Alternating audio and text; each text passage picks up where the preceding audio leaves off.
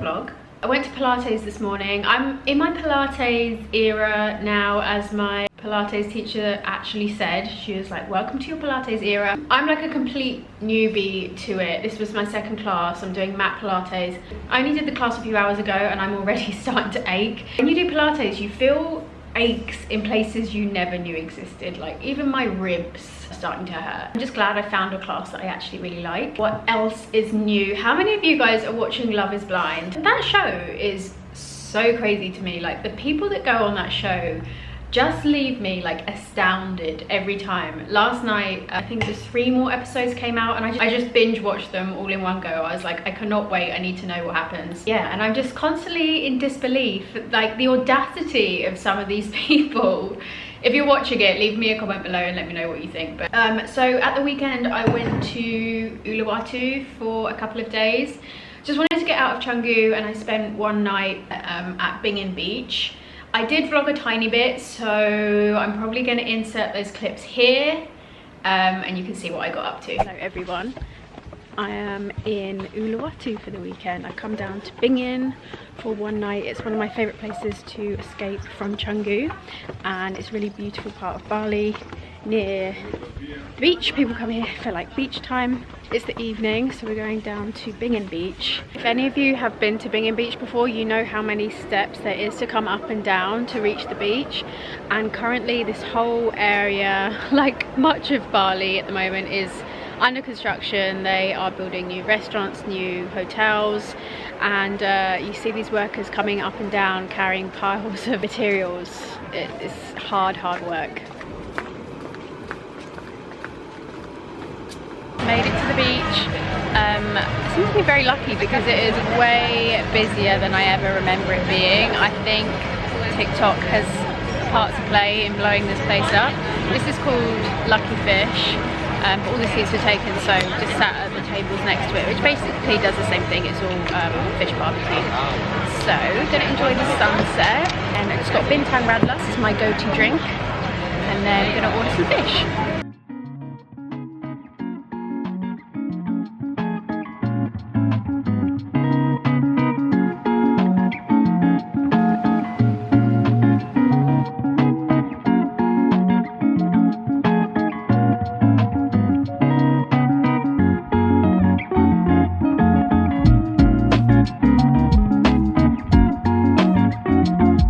Look at this crazy cloud. Wow.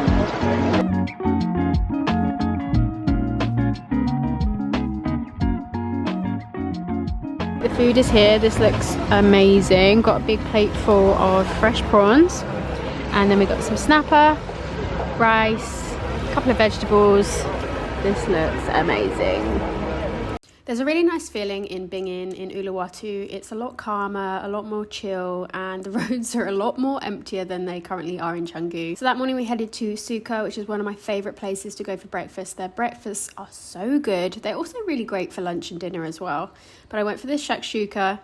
And then I headed down to Padang Beach. Normally when I visit this beach, I go middle of the day, kind of 2 p.m, when it's absolutely boiling hot and the beach gets really busy. But this time we decided that we're going to go after breakfast. This is the sketchy entrance to Padang Beach. You kind of have to go through this cave to get there. So we ended up arriving there around 10:30 a.m. and the beach was completely empty. It was beautiful. I love this beach because I feel like there's a really nice little cove. It's great for swimming. The water's so clear. You can even surf there as well if you want to. So we just chilled for a couple of hours on the beach. So I really recommend that you go here in the morning instead.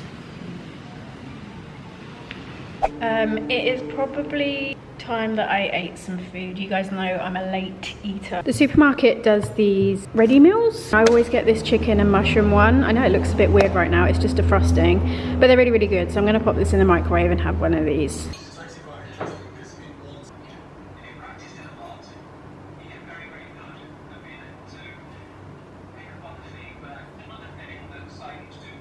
The reality of me trying to film in this house when there is constant construction noises next door is definitely testing my patience. I went for a lovely dinner last night. We caught up with a couple of new friends, went to a fish restaurant, which was very lovely. It had a sea view, had some really nice food.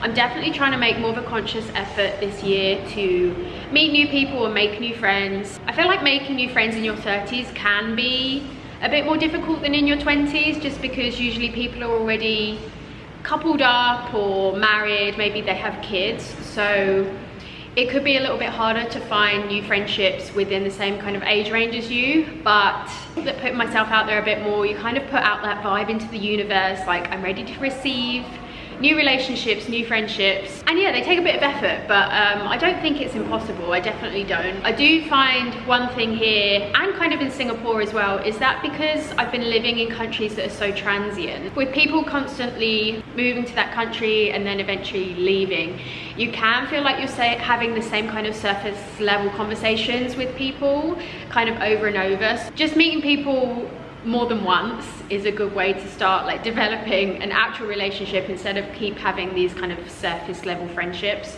So it's Friday and I always like to have like a deep clean on a Friday. For some reason every Friday afternoon I get this real like burst of energy and I just want to clean the entire apartment. I like going into the weekend with like everything clean and tidy. And that's how I'm feeling right now. So I'm gonna clean up this kitchen. If I have one tip for getting in the mood to clean, I recommend just like blaring music. I used to play old school funk music. That was like my cleaning playlist. I used to blare it in the house and it would just kind of give me that motivation to clean.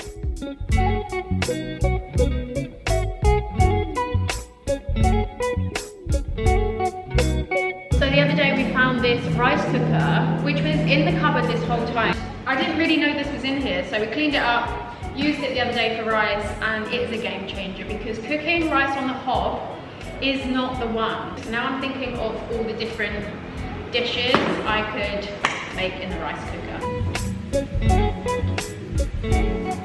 So I've been thinking a lot this week about the future of AI and where all this craziness is going. The world is changing at a rate that I cannot keep up with. Like, it is scary to me how quickly AI is accelerating. And I don't hear many people talking about it or the fact that they're worried about it, but I feel like as time goes on, it's getting more and more worrying to me. It feels kind of like really out of our hands at this point. I saw a news article this morning about Elon Musk's Neuralink has successfully been inserted into the first person's brain.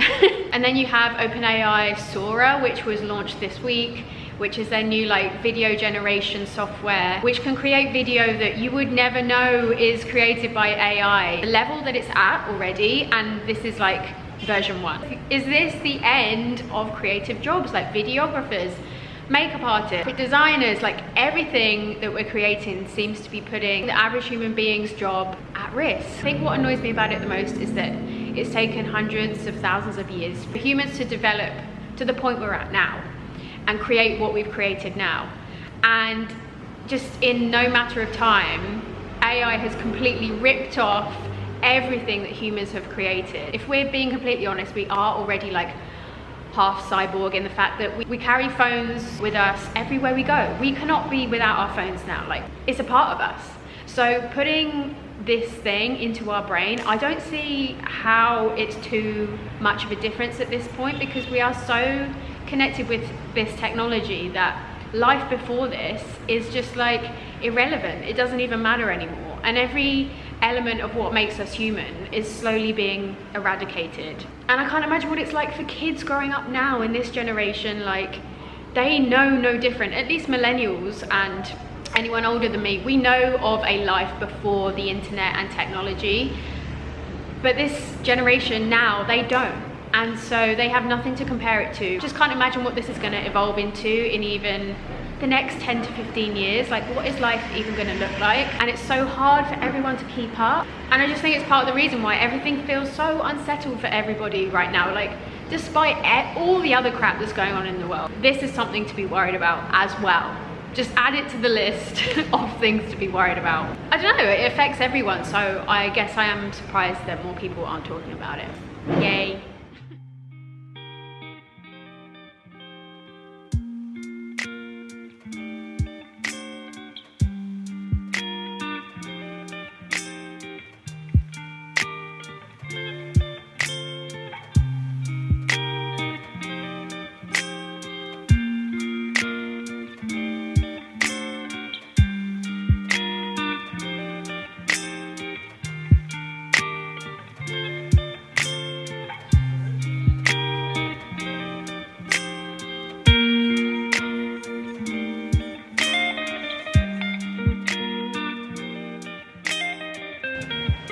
It is raining again. I don't know if you can hear, but it's been raining here every afternoon, which I really don't mind. I like the rain, but I do feel like monsoon season has definitely been delayed here. So this morning was beautiful weather.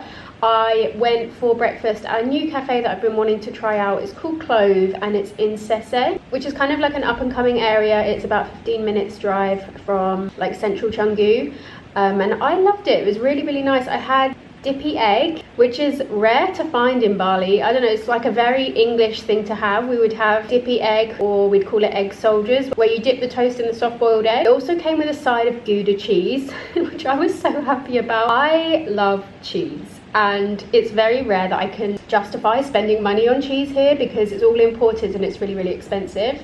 But they said that this was like Gouda that was local, and it was so good. So I really, really like that place. So I'm currently just finishing up something really exciting. If you guys hadn't subscribed already to my free Instagram guide, I will leave a link down below for you. I basically created a free guide to give you tips to help you grow on Instagram. So whether you are trying to create like a personal brand or you have a business where you're trying to grow the social media, you can download my guide and hopefully all my tips will really help you. So right now I'm just finishing up a really in-depth detailed guide about how to utilize Instagram Reels. If you are interested in that, you can just sign up to the free guide, which will essentially put you on the waiting list, and then you will all be the first to be notified when this new guide is released. I really hope that you guys get a lot of value from these guys. That's the main reason that I'm doing it. But I am gonna go ahead, I think, and wrap this video up. So thank you guys so much for watching this week. I hope you enjoyed it. Remember to like and subscribe for more, and I will see you in next week's video. Bye.